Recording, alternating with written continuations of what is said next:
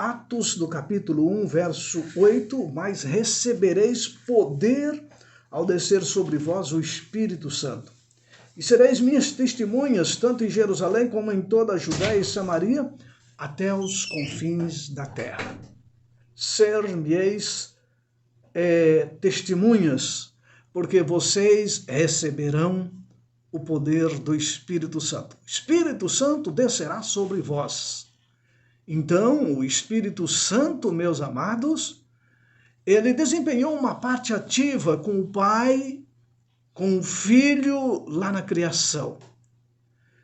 Também o Espírito Santo desempenhou uma parte importante na encarnação de Jesus e também na redenção.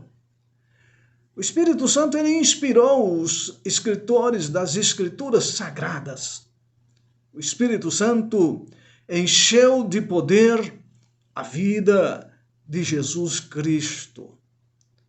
O Espírito Santo atrai e convence os seres humanos. E os que se mostram sensíveis são renovados e transformados pelo poder do Espírito Santo, transformados, renovados à imagem de Deus. Enviado pelo Pai, né? O Espírito Santo é enviado pelo Pai e também pelo Filho, Jesus Cristo. Ele foi enviado para estar sempre ou para sempre com os seus filhos. E este Espírito Santo, ele concede dons espirituais à igreja, ele habilita a igreja a dar testemunho de Cristo, ele habilita a igreja a andar em harmonia com as Escrituras Sagradas, ele habilita os fiéis filhos de Deus a andar em toda a verdade. Embora, meus amados ouvintes, a crucifixão de Jesus Cristo houvesse aterrorizado, angustiado, espantado os seguidores de Jesus, a ressurreição fez raiar uma manhã gloriosa na vida daqueles filhos de Deus, daqueles discípulos, daquela amada igreja, a igreja primitiva. Que lindo dia foi o terceiro dia. A morte de Cristo na sexta-feira foi angustiante. O sábado silencioso de Cristo na tumba foi aterrorizante, espantoso, mas no terceiro dia, manhã gloriosa daquele domingo, sabe que alegria para aquela igreja, e que susto para os inimigos de Jesus, não foi mesmo? Quando Cristo rompeu a morte ou os grilhões da morte, o reino de Deus amanheceu no coração da igreja primitiva. Agora, um fogo inextinguível ardia nas almas daqueles discípulos, daquelas discípulas de Cristo, não dos 12, mas de toda a igreja de Jesus. Diferenças que poucas semanas antes haviam sido erguidas, barreiras que aparentemente eram intransponíveis entre os discípulos, entre a igreja, agora desapareceu intrigas, desapareceu barreiras, desapareceu diferenças. Uma nova manhã raiou na vida daqueles fiéis filhos de Deus. Agora, eles confessaram as suas faltas uns aos outros, eles abriram o coração para receber mais plenamente o Cristo ressuscitado. O Rei, o seu Rei agora, o seu Rei que ressuscitou, que venceu a morte e que retornaria ao céu. Agora, aquele rebanho se torna uno, unânimes, unidade. A unidade daquele rebanho que antes estava tão disperso, tão cheio de situações adversas, probleminhas, intrigazinhas, enfim, de orgulhos, de ressentimento. Agora, aquele rebanho começou a crescer a unidade, crescer o amor entre eles. À medida que cada dia passava, aqueles discípulos despendiam o coração, a vida, em oração, em comunhão. Em certo dia, um dia inesquecível, eles se encontraram orando. Atos capítulo 10. Eles encontraram-se orando porque Jesus disse para eles: orem, fiquem atentos e vocês receberão poder. O Espírito Santo descerá sobre vocês. Aquele dia se tornou inesquecível. Eles se encontravam orando a Deus, quando de repente um ruído, semelhante a um rugido de um furacão, irrompeu em meio àquele grupo de discípulos, de pessoas fiéis. Como se a chama ardente em seus corações pudesse se tornar visível, línguas de fogo desceram do céu sobre a cabeça de cada um deles. A semelhança de um fogo devorador, o Espírito Santo descera sobre eles. Sim, o fogo do Espírito Santo desceu para queimar todas as arestas que separavam, que causavam diferença. Fogo do Espírito Santo desceu sobre eles para destruir toda e qualquer fagulha da indiferença, do pecado. Sim, o Espírito Santo desceu como fogo, enchendo-os de alegria, de esperança, de singeleza de coração. Cheios do Espírito Santo. Os discípulos agora, eles eram incapazes de conter o seu novo e ardente amor, o seu regozijo pela pessoa de Jesus. Como conter? Como? Pública, entusiasticamente, eles começaram agora a proclamar as boas novas da salvação. Ali, em volta do recinto onde eles estavam, agora sons. As pessoas que compunham a multidão de cidadãos daqueles locais, daquela cidade, daquele lugar onde estava as cercanias daquele auditório. Ali estavam pessoas, peregrinos provenientes de muitas nações, pessoas ali da localidade. Eram pelo menos 17 nações, que estavam ali naquela cidade. De repente ouviram aquele barulho, aquele som, algo diferente. E eles correram em direção ao prédio. E agora aquelas pessoas cheias de admiração, até confusos, eles passaram a escutar em seus próprios idiomas o poderoso testemunho das portentosas obras de Deus. Em seu próprio idioma, eles ouviam falar das grandezas de Deus. Aqueles despretensiosos galileus, aqueles homens simples, sem cultura, aquelas pessoas que não sabiam provavelmente falar outras línguas, a maioria deles não sabiam. Agora, aquela multidão daquela localidade, aquelas diversas nações, conseguiam ouvir na sua própria língua as grandezas do amor de Deus. Alguém podia dizer, ou dizia: olha, eu não estou entendendo o que está acontecendo. O que significa isso, será? Não são todos eles galileus? Como eu estou ouvindo na minha própria língua? Como que está acontecendo? O que está acontecendo? Que diferente! Algo nunca visto.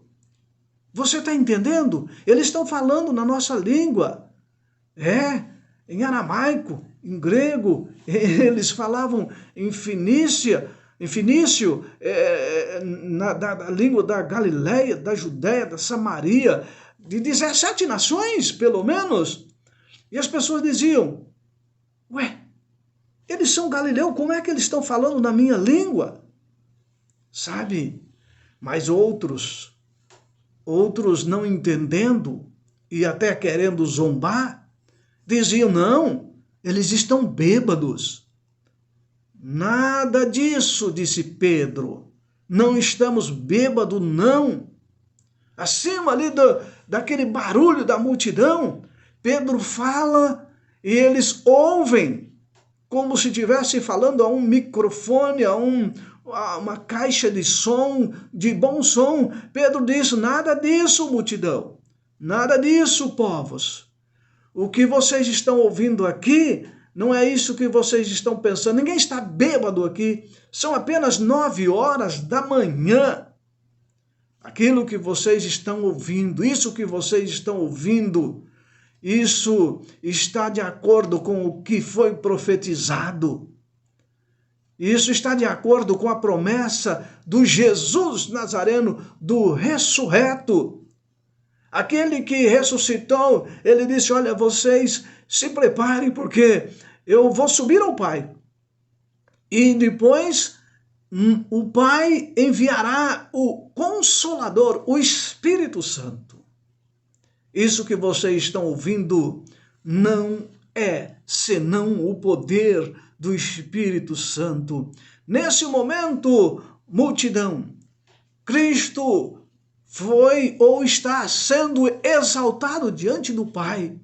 E agora, Jesus Cristo ressurreto, o Pai envia sobre nós o Espírito Santo. Todo esse movimento, todo esse barulho, essas línguas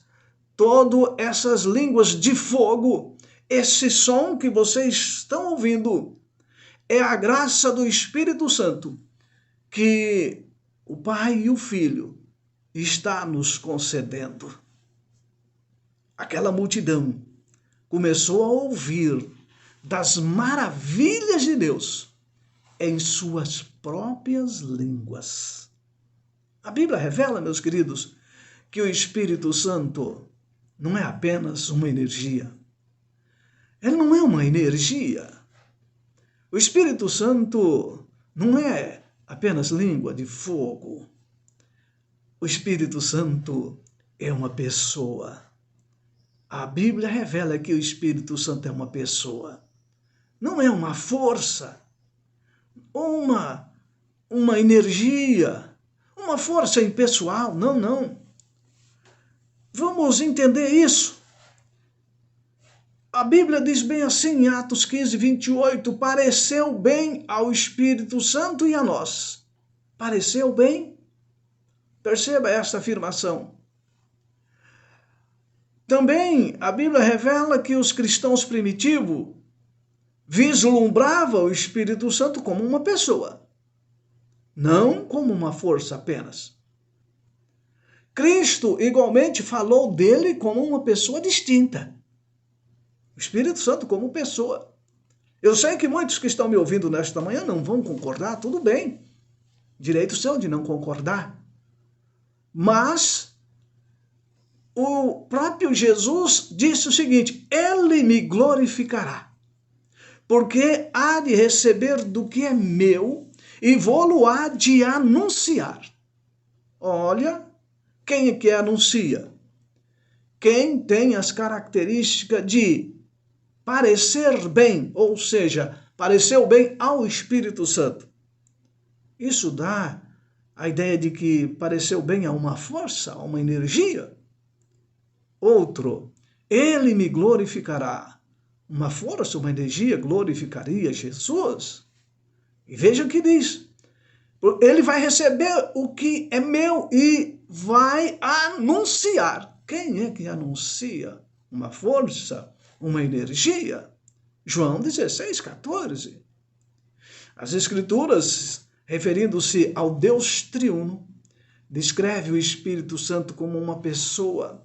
Em Mateus 28, verso 19, diz: Ide, portanto, fazeis discípulos, batizando em nome de quem? Do Pai, uma pessoa. Do Filho, uma pessoa. E do Espírito Santo, uma energia. Uma força apenas. Não ficaria estranho? Vocês irão batizar em nome do Pai, em nome do Filho, em nome do Espírito Santo. Uma pessoa. A maravilhosa pessoa do Espírito Santo. Como a maravilhosa pessoa do Filho Jesus Cristo, como a maravilhosa pessoa de Deus Pai. O Espírito Santo, meus queridos, ele possui personalidade. Como assim, Daniel? Gênesis 6:3 diz que ele contende. Ele contende. Lucas 12, verso 12 diz que ele ensina. João 16, verso 8 diz que ele convence. Atos 13, verso 2 diz que ele dirige os assuntos da igreja. Romanos 8, 26 diz que ele auxilia e intercede. Segundo Pedro 1, 21 diz que ele inspira. 1 Pedro 1, verso 2 diz que ele santifica. Essas atividades, meus queridos, não podem ser executadas por um mero poder, por uma mera energia, uma mera força, uma mera influência. Não. Estas personalidades só pode ser de uma pessoa. E esta é da pessoa do Espírito Santo. Quais são, Daniel? Ele contende, ensina, convence, dirige os assuntos da igreja, auxilia, intercede, inspira, santifica. Somente uma pessoa pode empreender estas personalidades. Portanto, isto confirma mais uma vez que o Espírito Santo é a maravilhosa pessoa enviada pelo Pai após a ressurreição de Jesus. As Escrituras veem o Espírito Santo como sendo Deus. O que, Daniel? Deus? Pedro mostrou isto a Ananias, que disse: Ananias, você não está mentindo apenas ao Espírito Santo, mas a Deus. E ele diz: mentindo ao Espírito Santo, você não está mentindo aos homens apenas, mas a Deus. Atos 5, verso 3 e 4. Deixa eu ler direitinho como é que diz esse texto. Deixa eu ver as palavras, verso 3 e 4. Então disse Pedro: Ananias, por que encheu Satanás o seu coração? Para que mentisse ao Espírito Santo, reservando parte do valor do campo? Final do verso 4 diz: não mentiste aos homens, mas a Deus. No início do verso 3, diz que ele mentiu ao Espírito Santo. Mas agora ele diz: não mentiste aos homens, mas mentiste ao Espírito Santo. Percebeu? Deus, Espírito Santo. Olha que interessante. Jesus, ele definiu o pecado imperdoável como sendo blasfêmia contra o Espírito Santo, dizendo assim: se alguém proferir alguma palavra contra o Filho do Homem, ser-lhe-á perdoado. Mas se alguém falar contra o Espírito Santo, não será isso perdoado nem neste mundo e nem no porvir. Percebeu? Agora, perceba. Você mente ao Filho, você fere o Filho. Se alguém falar contra o Filho, vai ser perdoado. Mas se alguém falar contra o Espírito Santo, não vai ser perdoado. Essa afirmação somente pode ser verdadeira se o Espírito Santo for Deus. Ora, se o Espírito Santo é uma energia, que pecado, aliás, por quê? Não seria perdoado você blasfemar contra uma força, com uma energia, algo assim. Então, se contra Jesus é perdoado, se você blasfemar, somente a blasfêmia contra o Espírito Santo não é perdoada se o Espírito Santo for alguém semelhante a Jesus, semelhante ao Pai. Portanto, isso confirma que realmente o Espírito Santo é Deus. Percebeu? E as Escrituras associam atributos divinos ao Espírito Santo. Ele é vida. Paulo refere ao Espírito Santo como Espírito de vida. Romanos 8, verso 2. Ele é verdade. Cristo identificou o Espírito Santo como o Espírito da verdade. Então perceba, ele é vida, ele é verdade. Vamos mais? A expressão amor do Espírito Santo, Romanos 15, verso 30. Então, ele é vida, ele é verdade, ele é amor. E Efésios 4, 30, o Espírito de Deus. Perceba? Então, nós olhando essas características, vemos então aí que essas características, estes atributos, são atributos divinos de Deus, de Jesus, do Espírito Santo. Eles não são diferentes. Portanto, esses atributos revelam que o amor, a santidade, constitui parte da natureza do Espírito Santo, que é parte da natureza de Deus, Pai, que é parte da natureza de Jesus Cristo, o Filho. Então, olhando mais, nós vemos que o Espírito Santo ele é onipotente, como Deus é onipotente. Ele distribui os dons espirituais como lhe apraz a cada um individualmente. Distribuir os dons a cada um, o que quer dizer? Onipotência. Tem todo o poder. Pois ele faz a todos como lhe apraz, ao Espírito Santo. Percebeu? Ele também é onipresente.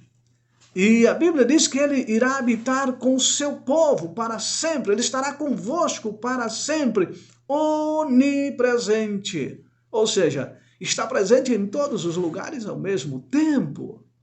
É a mesma característica de Deus Pai, de Deus Filho. Onipresente. Ninguém pode escapar da influência do Espírito Santo. De Salmos 139, só lermos lá. Aonde você estiver, ali o seu Espírito nos guiará. Você pode tentar fugir, se esconder, se elevar, se ausentar no fundo das águas, da terra. Ali o seu Espírito me guiará. Percebeu? Ninguém pode se ausentar. Isso demonstra a onipresença do Espírito Santo. Ele também é onisciente, uma vez que o Espírito Santo, ele prescruta todas as coisas, até as profundezas de Deus. E as coisas de Deus, ninguém as conhece senão o Espírito de Deus. Percebeu? A onisciência, ele tem conhecimento de tudo. Ele é onisciente. Veja o que diz o apóstolo Paulo, escrevendo que o Espírito de Deus prescruta até mesmo as profundezas de Deus. E as coisas de Deus, ninguém as conhece, senão o Espírito de Deus. Amém? Por isso, louvado seja Deus pelo seu Espírito Santo, Deus Espírito Santo, que habita no seu e no meu coração. Não é apenas energia, meu querido, não é apenas uma força. A pessoa do Espírito Santo está aí no seu coração, morando Mas Daniel, como pode isso? É porque ele é onipresente, ele é onisciente, ele é onipotente. É por isso, o nosso Deus, as obras de Deus são também associadas ao Espírito Santo. Tanto na criação quanto na ressurreição, o Espírito Santo se envolveu. Jó, ele chega a dizer, o Espírito de Deus me fez, e o sopro do Deus, e o sopro do Todo-Poderoso me dá vida.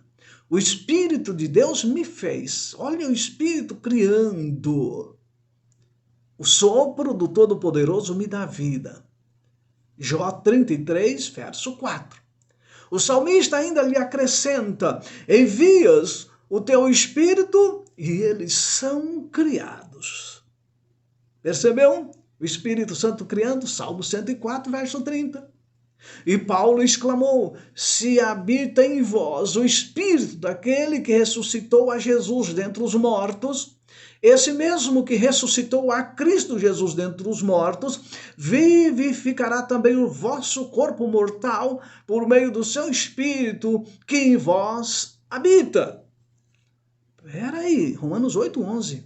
Então o Espírito Santo esteve ali presente, ativo na ressurreição de Jesus, isso, esse mesmo Espírito que ressuscitou a Cristo dentre os mortos. Que lindo, meus queridos, a atitude do Espírito Santo, Criador, presente na ressurreição de Jesus, ativo na presença, na ressurreição de Jesus. Somente um Deus, onipresente, pessoal, e não uma influência, meu querido, não uma influência impessoal ou um ser criado, poderia executar um milagre de trazer o Cristo divino à ressurreição. É somente o Espírito, algo pessoal.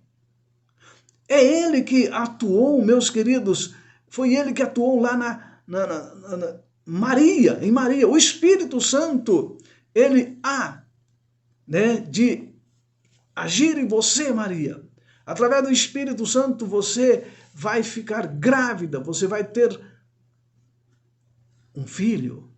Veja, Jesus, o Espírito Santo ativo no nascimento de Jesus, na concepção de Jesus, no ventre de Maria, o Espírito Santo presente na ressurreição de Jesus. Percebeu? Que lindo entendermos isso. E perceba que somente um Deus onipresente, um Deus pessoal, e não uma influência impessoal, ou um ser criado, poderia então executar um milagre de trazer o divino Cristo à existência através de Maria. No Pentecoste, esse Espírito Santo tornou o Deus homem, Jesus, universalmente presente a todos os recipientes que desejam recebê-lo. Então, no Pentecoste, o Espírito tornou o Deus homem, Jesus, universalmente presente. E agora, todos aqueles que desejam recebê-lo, receberão. Se você estiver pronto a recebê-lo, receberá a pessoa do Espírito Santo no seu coração. O Espírito Santo, portanto, amados, ele é considerado em pé de igualdade com o Pai e o Filho, e isso é demonstrado na fórmula batismal, na bênção apostólica, na dissertação a respeito dos dons espirituais. Repito isto aqui, o Espírito Santo é considerado em pé de igualdade com o Pai, o Filho, na fórmula batismal, na bênção apostólica e na dissertação a respeito dos dons espirituais. Sereis batizados em nome do Pai, em nome do Filho, em nome do Espírito Santo, as três pessoas da divindade. Perceberam? Também na bênção apostólica. Eu quero confirmar com vocês isso aqui através da Bíblia, em 2 Coríntios, a graça do Senhor Jesus Cristo, a graça, deixa eu ler direitinho, a graça do Senhor Jesus Cristo seja com os irmãos, o Espírito Santo também. O verso mais claro é esse de 1 Coríntios, né? A graça do Senhor Jesus Cristo, o amor de Deus, a comunhão do Espírito Santo esteja com todos vós. Percebeu? É uma característica única da igualdade do Pai, do Filho e do Espírito Santo. E 1 Coríntios 12, para finalizar, 12, verso 4 a 6, ele diz assim: ora, os dons são diversos, mas o Espírito é o mesmo, e também há diversidade no serviço, mas o Senhor é o mesmo, e há diversidade nas realizações, mas o mesmo Deus é quem opera tudo em todos. Verso 4, o Espírito é o mesmo. Verso 5, o Senhor é o mesmo, o Senhor Jesus Cristo. E verso 6, Deus é o mesmo que opera tudo em todos. Deus Pai, Deus Filho, Deus Espírito Santo não é apenas uma energia. É a pessoa maravilhosa do Espírito Santo que habita em você, em mim. Abra o seu coração, abramos o nosso coração para que esse Espírito opere maravilhosamente, transformando a nossa vida, nos guiando, nos protegendo, dando-nos força, poder, graça e misericórdia. Amém? Vamos orar, Pai querido. Louvado seja o teu nome pelas tuas bênçãos, pela bênção do Espírito Santo que trabalha em nosso coração diariamente. Trabalha, Pai, poderosamente através do teu poder. Ó Deus Espírito Santo, trabalhe no coração de nossos queridos ouvintes nesta manhã, operando em nós o vigor espiritual, a força espiritual, a alegria de vivermos aqui na terra, vivermos a tua vontade, para um dia estarmos contigo na eternidade. Louvado seja o teu nome em Cristo Jesus. Amém e amém. Meus queridos, desejo a todos um feliz sábado, um bom final de semana. Espero você no próximo programa, se assim Deus nos permitir. E até lá.